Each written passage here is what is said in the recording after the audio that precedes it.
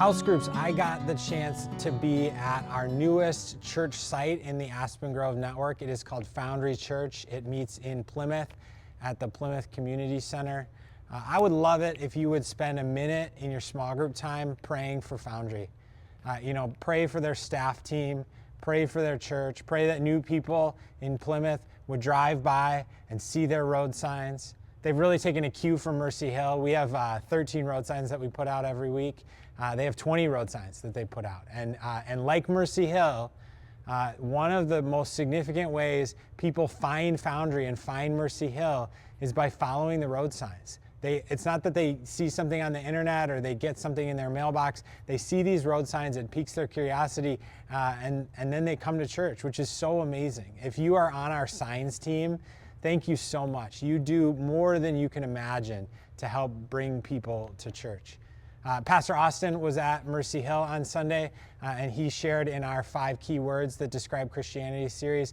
Austin's word was love, and I thought that his message was really inspired. I'm so thankful that you got to hear from him and be influenced by what he talked about. There's so many different ways that you can talk about love in the Bible. He brought you to 1 John chapter 4, which is a part of the Bible that I think is so instructive. And he also talked about 1 Corinthians chapter 13. You know, my dad became a Christian because of 1 Corinthians 13.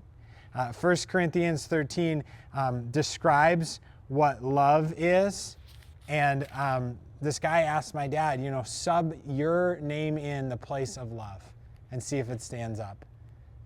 Drew is patient, Drew is kind, Drew does not envy, Drew does not boast, Drew is not proud. And for my dad, that was a revelation of how different he was from a standard that he thought was a worthy standard. And then the guy said, knowing what you know about Jesus, put Jesus' name in for love. Jesus is patient. Jesus is kind. Jesus does not envy. Jesus does not boast. Jesus is not proud. And so then right away you could see Jesus is different than me.